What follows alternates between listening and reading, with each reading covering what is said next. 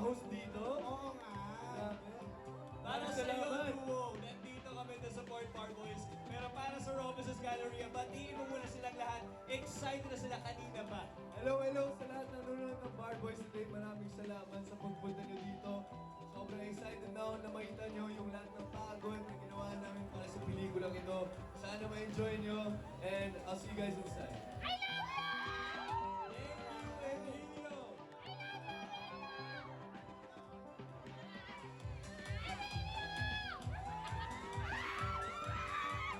Grabe yun. Nakakatuwa lang si my fellow beauty housemates, most especially yung duo ko pa, Emilio Daes, and he's been telling me about how proud he is about this movie. And not just his role, his character, but the whole story. Kaya guys, talagang abangan natin to ngayong Pasko. Yes, ang sunod naman yung makakasama dito sa ating red carpet. Ang first college graduate and aspiring lawyer ng pamilya. Mga kapamilya, kapusa, give it up for Therese Malvar! As DJ Rodriguez.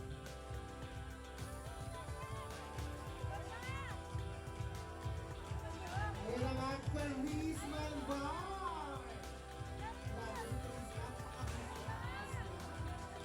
Looking very beautiful for tonight's red carpet. Please welcome Cameron Murad and Barboys after school.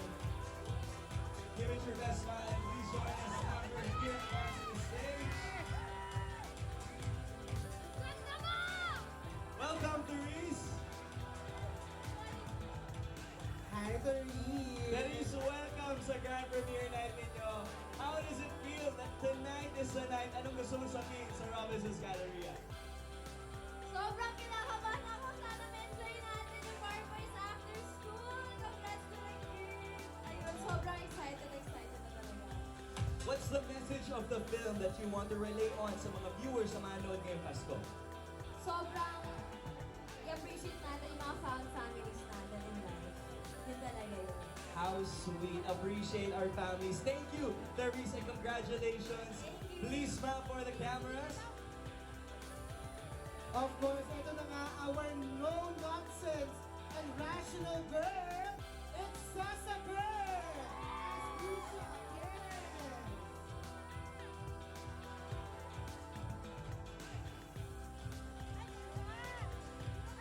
Sasa Girl, ang dami ng dito para sa mga si Sasa Girl. Robinson's Galleria. Make some noise! Welcome, Sasa Girl!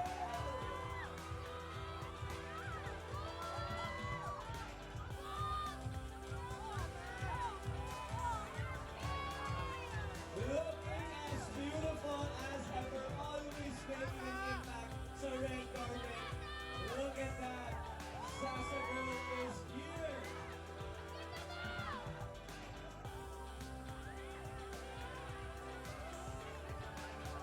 Let's go, tawagin natin dito sa stage. Joining us here on the stage, Sasa Girl. Hello!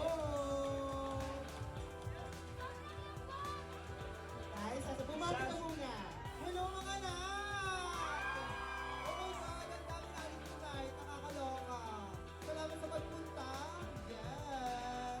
Pasabog. Kamusta ang pakiramdam na ngayong gabi? This is a premiere night na ng Bar Boys. What is the message or what do you want to relay on sa mga manonood ngayong Pasko? Alam mo, ngayong Pasko, mag-enjoy kayo ng bongga dahil itong Bar Boys na to, hindi lang namin kayo binigyan ng something to be entertained, but also to be educated. And alam mo, yes, correct, di ba?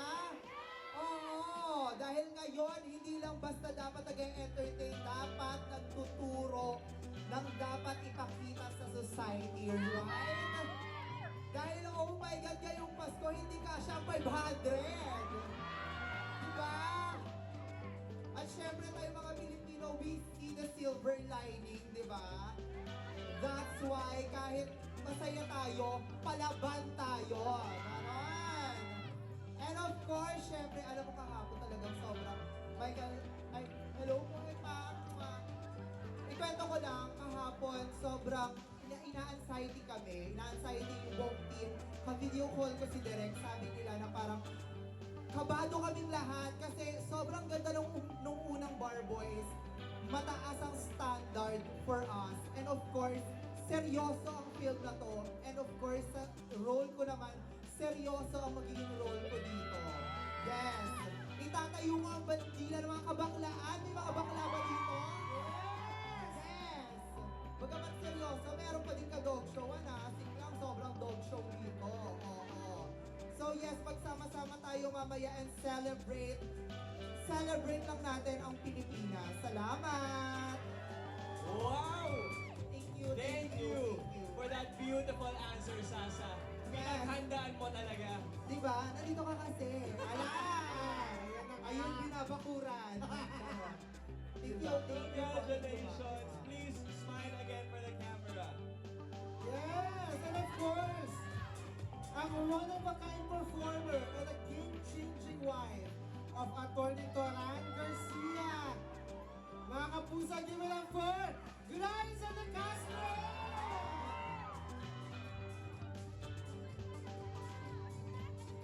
Ayan na nga mga kabarkada. Miss Liza is here. Robinson's Galleria. Make some noise! Napakaganda ng naging isang Miss Liza de Castro. Welcome to the grand premiere night of Bar Boys After School. Looking stunning in her dress. Wow, Robinson's Galleria, let's hear your love! Please join us here onto the stage after the red carpet, Miss Liza.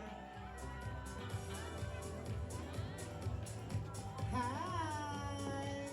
I'm Miss Liza. Hello po. Ayan. Pirahan na. Bumati na muna sa ating mga friends dito sa Robinson's Galleria.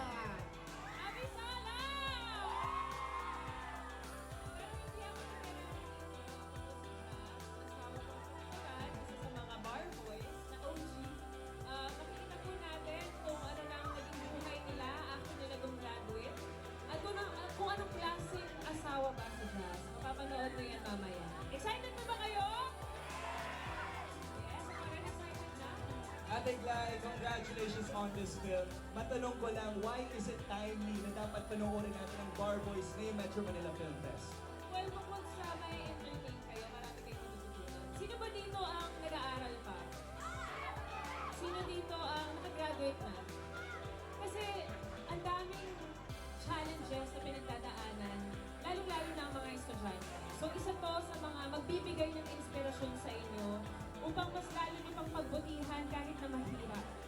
And at the same time, matutuwa rin kayo, may entertain kayo, lalong-lalo na kay Sasa Grillo, diba? Kita-kita niyo naman.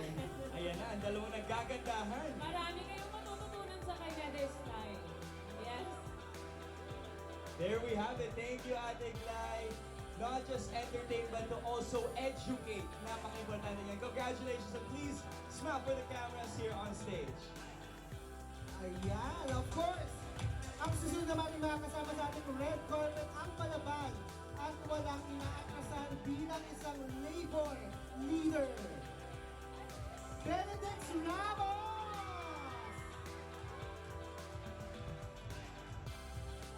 Gumagalaw siya bilang si Bob dito sa Bar Boys After School.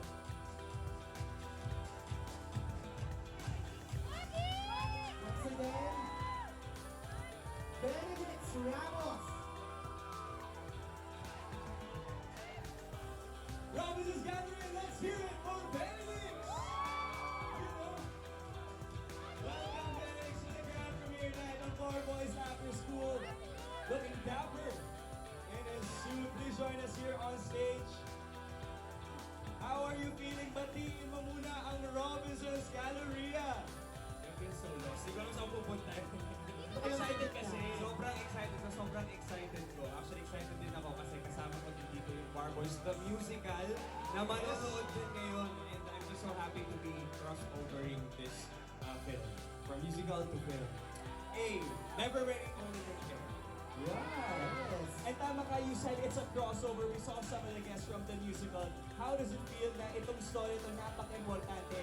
May movie, the second movie pa. Why should they watch it this Christmas? This Christmas, syempre, kailangan maramdaman ulit natin yung mga bagay na nakakalimutan natin. Bilang isang Pilipino, mahalaga na maalala natin yung core values natin as Filipinos na hindi lang basta kung ano yung pwede nating maramdaman. Dapat pwede rin magalit ngayong Pasko, pwede rin matuwa ngayong Pasko, pwede rin matakot. Pero itong Bar Boys talaga kailangan nilang unahin para maramdaman nila lahat ng mga emosyon na yun. All in one in Bar Boys. Yes. Congratulations, Benedict. Please smile for the cameras here on stage.